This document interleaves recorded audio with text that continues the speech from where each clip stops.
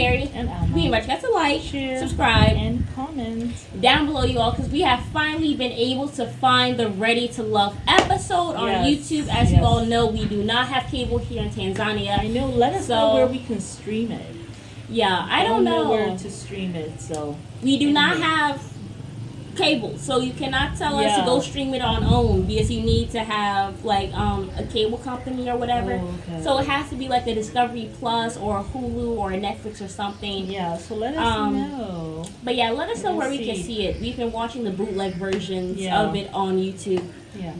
But we're gonna go ahead and get right into it, because we are finally able to watch it. It is down to the sexy 6, as Tommy likes to call it. And I just,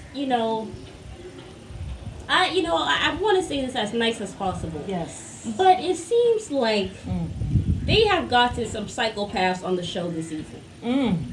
There is Nair in the air. I ain't got baby daddy issues. I'm going to be hanging with Blue no matter what, even though he can't stand my guts. Yeah, Marcy, Blue has made it. I don't know how clear. With Marcy. Well, they need to go see their exes with the man, because you know how Tommy likes it. He loves the women to talk about their past to these men and show their past exes, while the men get to come and show the their best friends. of themselves. Yes. But the women have to show the their worst past. of what they've been through. You gotta tell me about your past. Which we will say on the show until we're blue in the face. You don't have to confess to no man nothing about your past. Yes. They don't deserve that. No. It's not for them to take on all of your belly ward and know about all the things that you've gone through. Yes. Like, that's not what a relationship is about. A relationship is not about you having a man and him being a therapist to you. No. It makes no sense. Or let me come tell you about all the men who did me wrong. No. So you can just do just enough. Like, you'll still do me wrong, but you just won't do what my exes did. So you can throw in my face, I'm the best man you ever had. I know. Why a man should never know what you have been through, what you have had, and what you haven't had. There should never be anything like, oh my God, I've never had a man who has had a Porsche. Don't let him know that. Just be like, oh, this is a nice car. You ain't got to let him know. Sometimes it's good to have mystery. Keeps him wondering. Like you telling him everything. Oh my God, this is what I've been through, and da da da. Like, and why you shoot yourself? He turns around and uses it against you, or punches a hole in the wall because you told him about who you were with and who you weren't with, and like, why? Foolishness, Like, it just keep those things keep that stuff in yourself and God. With you and your therapist, if you need to do that. That's why I was feeling Jeffrey when she was with family members, like blood relatives. If you have those kinds of relationships, yeah. That's why, I kind of like the fact that Jeffrey was like, no, I'm not going to. But Jeffrey, she lied, though, because she actually kind of lied. Because at first she told Tommy she's only had 2 relationships, right? She didn't talk about all the in-betweens. No. She talked about how she was in a 12-year relationship with her first baby daddy, and then she had gifted a child with a man who she had been with for 3 years, who then said that, he couldn't do it because of working career. When she got pregnant. But then she went and told Mark Anthony and Blue, I dated here and there, After the 12-year relationship. That's not what she told Tommy. And I gifted a man with, that was a nice thing to say. Gifted her, instead of saying, I became a baby mama for a man who didn't want a child. But it was nice. Gifted, that's a nice one to know. If I was still having children, I could have used that. I have gifted this man. I gifted a man 2 times. I gifted 3 different men with their children. One was a girl. The other 2 was with boys. I think it's a red flag for any man to say that he wants to impregnate you before he marries you. As far as I'm concerned, the marriage is a test. I want to know if you are able to actually make a serious commitment to me and see it through. Because a baby is for life. A marriage ain't for life. I don't care what y'all say. Like, marriage, you can get divorced. Yes, it's going to be a tumultuous experience. But you know what's more tumultuous? Being with somebody you hate. And you have to have a child with that person. That's more tumultuous. Because at least we'll get divorced maybe 5 years ask the Melody about that from Love in Huntsville. She says now she got to deal with a father of her children who she actually just hates him. She doesn't like him. She could have moved if she had just married him, right, and did not have any kids with him. She could have moved to Atlanta, never seen him again. But the thing is, the father is an extension of the children. Yes. Unless you want to be like Jeffrey and just exclude the men out of the situation, then you could do that and not have any baby daddy drama. And but I think it was the men's choice. That's why Blue. Because Mark Anthony, he's a guppy. He don't know nothing about these kinds of things. Not at all. So when she was explaining, Mark Anthony was like, "Oh, okay." He's thinking, "Oh, great, I don't have to deal with these men." I mean, he's excited about that. Yeah. But Blue was like, he looks over to Mark Anthony like, there was a serious eye roll. He was like, and then when Mark Anthony was like, I mean, I really admire you for how this was Blue. Like, okay. I thought it was so odd because you said you can literally give him a snake and say, "This is candy," and he'll bite it and eat it. Say, "Oh, delicious." That's that naivete with the youth. Like, I just felt like, for me, funny. It was very odd. Because you said you have no baby daddy issues, which you're happy about. Yes. Yet you show them the movies of two-parent households so they know what it's supposed to be like. I would have kept that sentence out because it makes you look odd. It makes you look like a disturbed individual. Like, what? Just a kiduko. Like, I was just like, Jeffrey, okay. I don't know why the men even like her. Like, I mean, this is not the epitome of femininity when I look at Jeffrey. This is what I keep on saying. Please don't. We need to start speaking softly because the men like that. And then we need to start crying without tears, but you wipe here and here. And then you need to be looking up like this when you're talking to a man. You need to look up at them where all your neck is like this. And you need to just let them know, like when she was with Andre and Andre went to cook for her. She didn't even say anything. You're just such an amazing man when I see you. And he came around the table and he looked like he was trying to put his crotch by her face.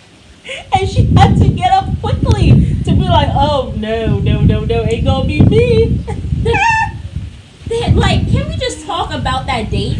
Like, it was so cringe. Knock the boot. He wanted to get her naked. And look, Jeffrey was like avoiding like this, but in a very feminine way. Oh man, it never gets old. But yeah, that's why the men like Jeffrey. We gotta start speaking softly. First of all, I mean, my time is done, but we need to start speaking softly like Jeffrey. Most of the men on the show are degenerates, so I'm not gonna be following in Jeffrey's footsteps. Because I mean, you look at the men, you look at Andre, he ain't got nothing going on. You look at Mark Anthony, he does. That man has been on Forbes. You take that back. He has been on Forbes.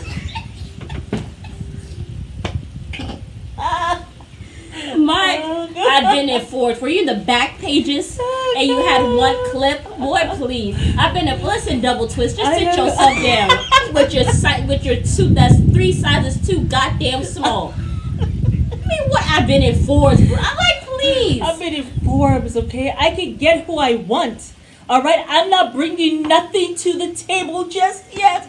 Not even his character. Nothing. So I might not like her tomorrow. This is a man whose weenie will be all over the place bringing you STDs home and baby mamas home. I'm not, I don't believe he ain't got children out there. He probably got children out there that he don't know about. Oh boy. Like, I mean, Cynthia, I don't know what you see in Double Twist. When I see a man who is in a suit that's 3 sizes too damn small, I know you ain't about stuff. Remember that guy Nate from The Bachelor? And he always had the Bachelor. Oh yeah, the one with the earrings, with the 20 earrings and the 600 tattoos.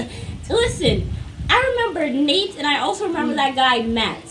I said these men are nowhere in any shape or form ready to procreate. No. When you got pants that are tighter than mine and they're hanging lower than your booty cheeks, you ain't ready for no marriage. You ain't ready to procreate. You ain't ready to settle down. Because how you get up every morning, squeeze your little legs into jeans that are 3 sizes too small? How do you squeeze yourself into a suit that's 3 sizes too small, Andre? You ain't about nothing, and you look like an idiot when the sleeves are all the way up here and the suit is so tight that you have to try to pull it together to like. What does Cynthia see in him? I don't know. She obviously has high heels from her ex. I am surprised with Cynthia. You know why? Because she talked about Tony. Tony ain't talking about nothing.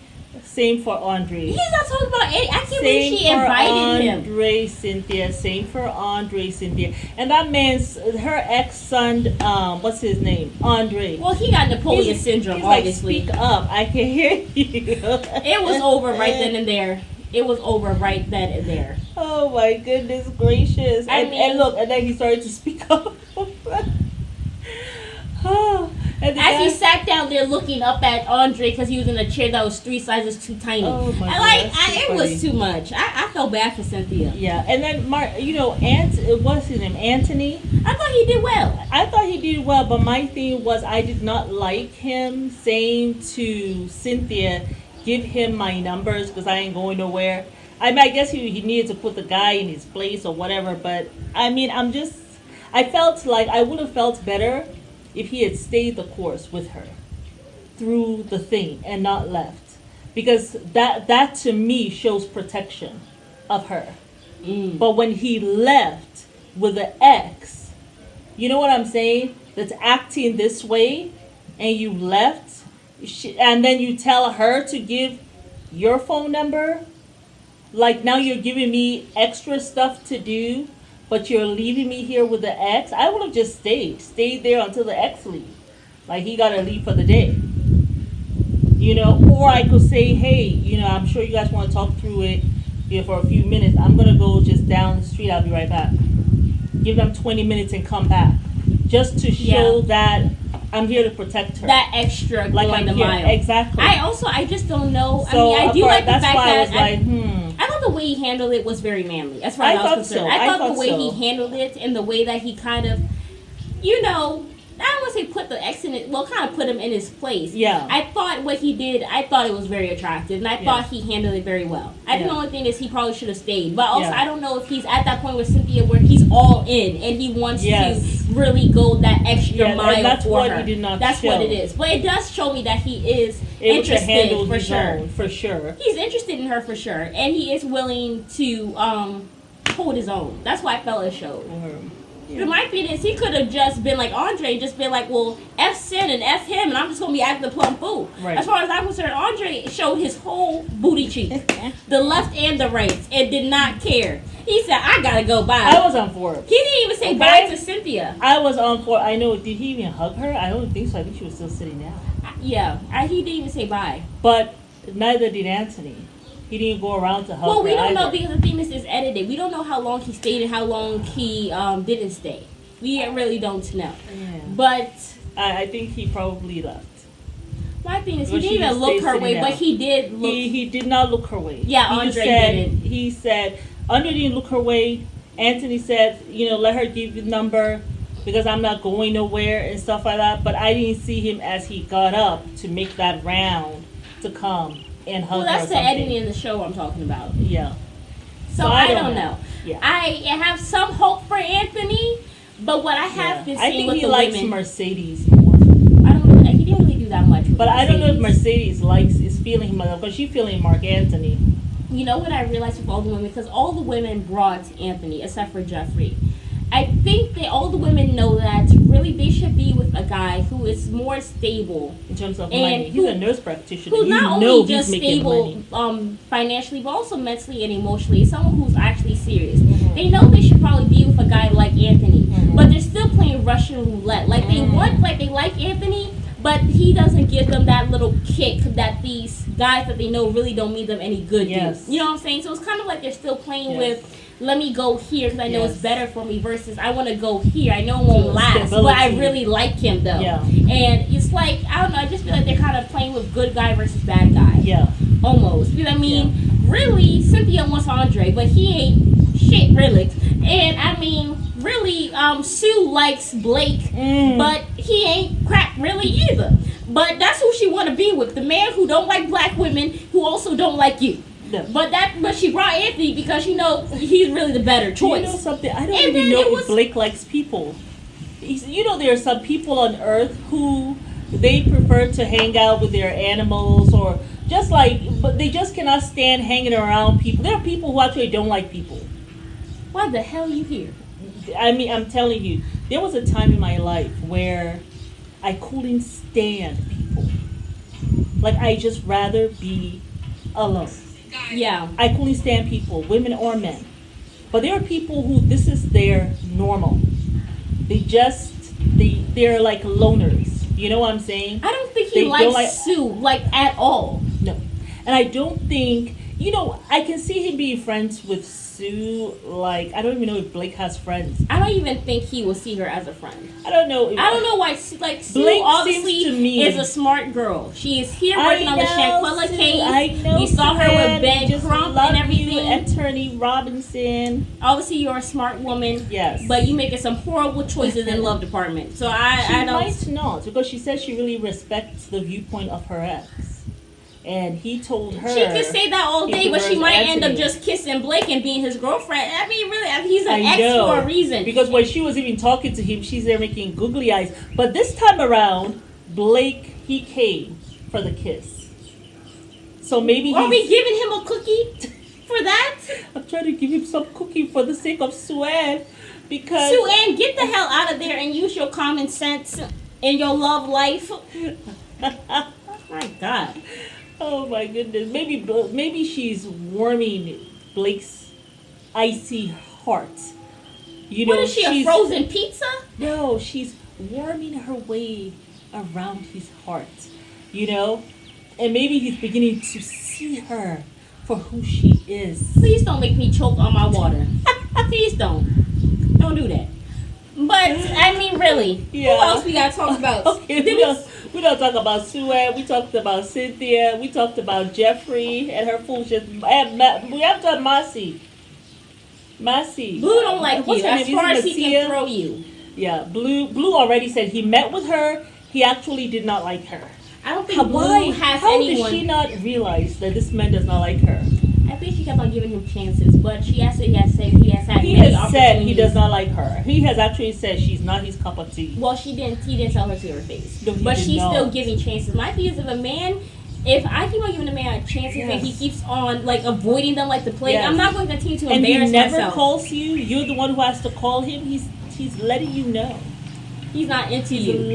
But you keep on inviting him like you don't have common sense. I have no idea why. And then Tony.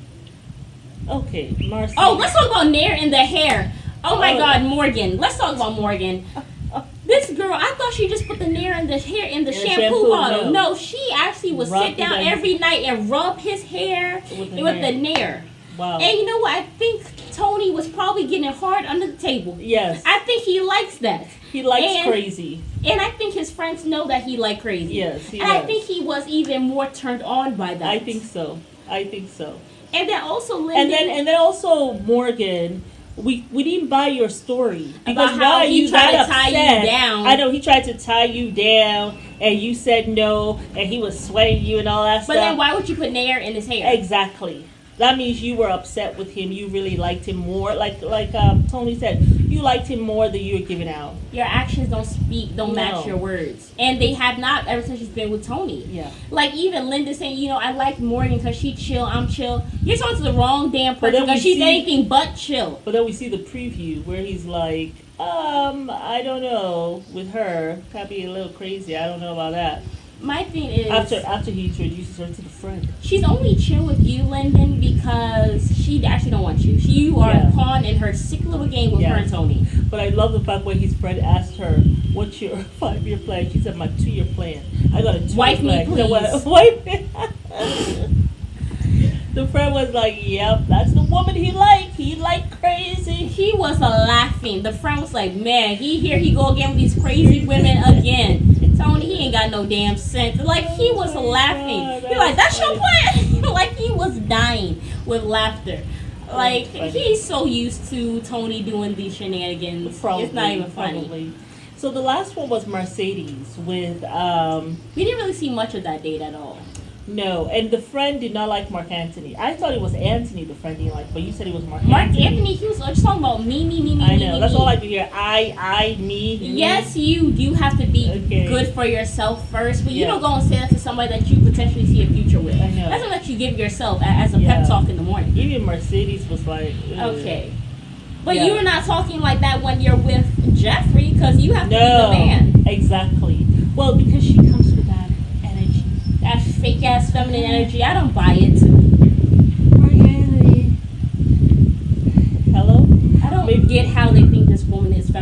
she is actually 2 shades of crazy. Really, 20 shades of crazy. I don't have baby daddy drama, but I show them movies of. So you're traumatizing your kids because they have no connection with their dad at all. No connection, but you want to traumatize them and show them this is how it's supposed to be, honey. Watch the man and the woman. This is how it's supposed to be. Where's my daddy? Where's my daddy? Oh, but she said they know that he's coming. Remember, she said that they know. So a stranger's gonna now be my daddy. Right. So she's getting them ready to understand. Jeffrey has mental issues, just like how she has issues with finding the right foundation for her head and her neck to match.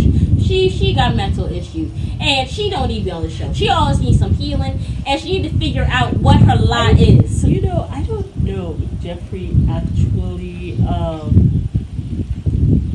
She's not very self-aware. But you know, sometimes I think she is. She's aware of all of these things, and she's making these decisions, right? She reminds me of Robin Brown in Sister Wives. She knows exactly what she's doing. She knows what she wants. She can be a little conniving. Why would you be with Mark Anthony? This man, I don't see him stepping up. Because she needs someone young enough to be able to run after her younger kids. So you just want to suck the life out of him, though? Well, if he comes. After all, I'm only 10 years older than him. If he comes willy-nilly, I'm only 13 years... She's only 13 years older than him.